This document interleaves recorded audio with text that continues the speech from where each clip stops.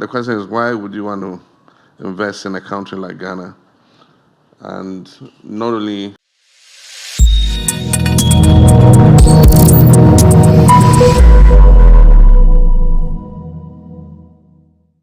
very comprehensive presentation of the opportunities that our country has to offer. And I wonder whether after Simon is necessary for me to even speak. We marketed our country, quite efficiently than anybody can be able to do. But let me just say, the question is, why would you want to invest in a country like Ghana? And not only to do with the economic opportunities, but that Ghana is a stable, democratic, business-friendly gateway to West Africa and the continent. And like you said, we have a growing consumer market with improving macroeconomic fundamentals, clear reforms to lower the cost of doing business, and abundant opportunities for technology transfer. And the thing is, what does Ghana have to offer? Strategic geographical location. Ghana is a country through which the meridian and the equator intersect. The two intersect in Ghana's territory, just a few kilometers off our shore. And it's also the host country for the African Continental Free Trade Area. You all have heard the landmark protocol that was signed by African countries. So far, almost 50 African countries have signed that allow us to export duty-free, tariff-free into each other's markets. Increasing numbers of products are being registered. And once you register your product and it meets all the standards, you can export duty-free and tariff-free into each other's markets. And as you were told, the sub-regional market, which is West Africa, is 400 million people. Ghana is 33 million people. And the continental market is 1.4 billion people. And so with the vehicle of the African Continental Free Trade Area, you potentially can export into 1.4 billion market. Simon said it, we are re-establishing macro stability and the growth momentum of the economy. Inflation rose to a high of almost 23% in 2024 and is currently down to 13.7%. And we expect that by the end of the year to hit single digit. And it's also, our cedi has stabilized. For those of you who know the history of the Ghanaian cedi, it's been one of the most volatile currencies in Africa. And a few years back, we were said to be the worst performing currency. I'm happy to announce that this year, Ghana cedi has been the best performing currency in the world. And as Simon said, we've been upgraded from junk status to B- with a stable outlook. And I'm certain that in the next review, we're going to be upgraded again. We're open for business, and Simon and co are busy at work reviewing the Ghana Investment Promotion Center Act. Some barriers were put to foreign investment. You had to prove that you had brought in a certain amount of money to be classified as a foreign investor. In the reviewed Ghana Investment Promotion Center Act, we're removing those minimal capital investments. This will enable any investor, however little money you have, $100,000, $50,000, to be able to come in and set up a business in Ghana. Again, we have a track record for hosting Japanese companies. And as you saw from the list there by Madame Jetro, Executive Vice President, the number of Japanese companies that are operating in Ghana is significant, and we're expecting that that should expand. From Simon's presentation, he told you about $152 million has been invested over the last few decades. We believe that there is growth room for improvement and expanded investment from Japan. We're moving just not only from overseas development assistance, but we're moving to trade and investment. And the private sector will be that engine of growth.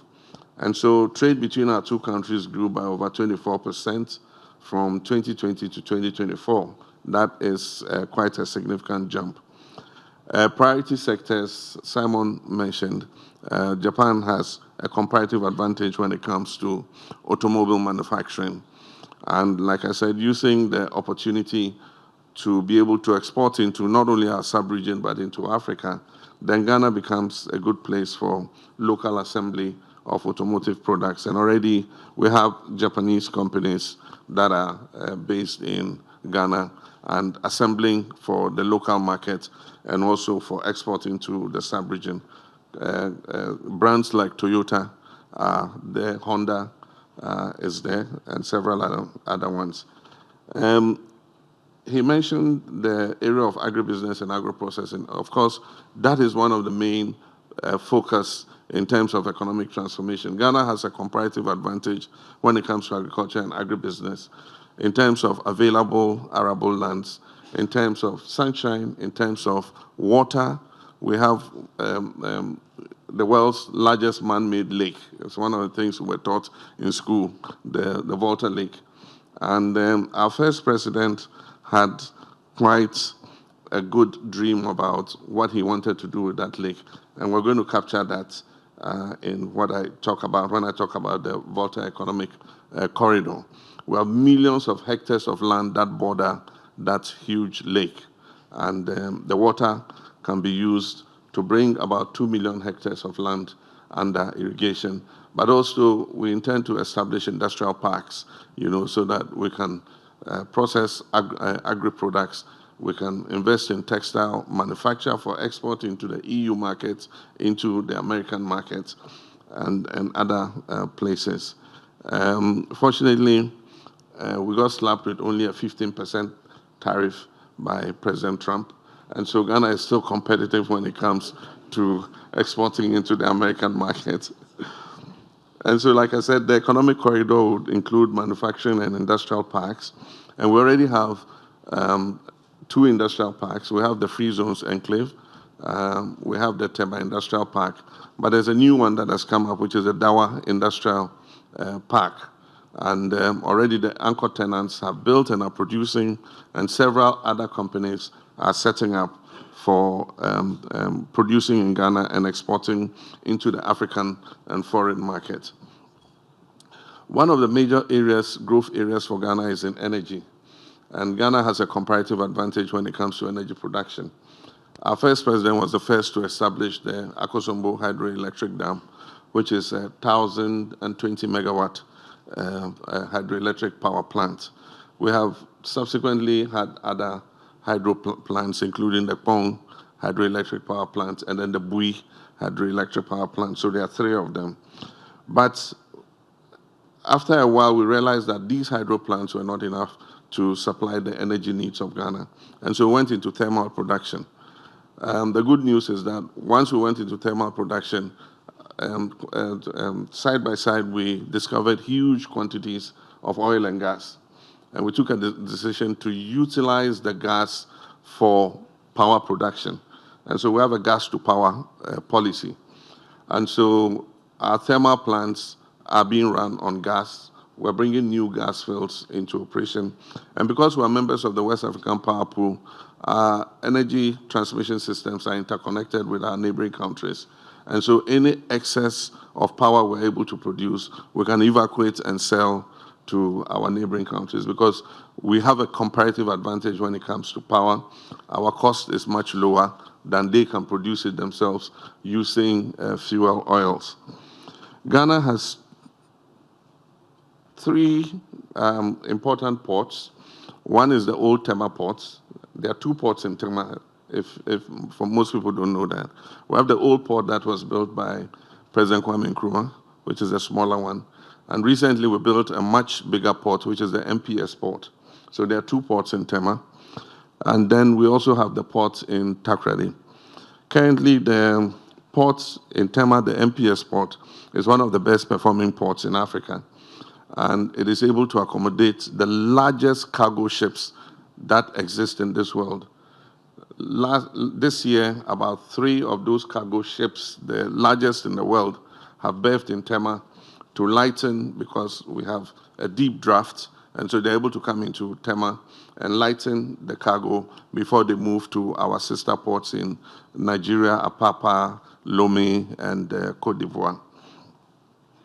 We also have an important area, which is digital economy and skills. And like Simon said, Ghana has a very young population, English speaking, and they're very smart and quick to upskill in any areas: robotics, AI, fintechs. The fintech sector is one of the fastest growing in Ghana than in any other African country. And so GIPC sold itself. It says it will fast track your approvals. And so any investor who wants to come, your first port of call is the Ghana Investment Promotion Center. And once you go, they would lead you and fill out all your company registration forms, get you your tax identification number and everything. And Simon said in 24 hours. And so I'm holding him to that promise. Any of you who comes and he goes beyond 24 hours, just report him to me. I talked already of the Volta Economic Corridor. And so we're looking for anchor businesses to take advantage of that.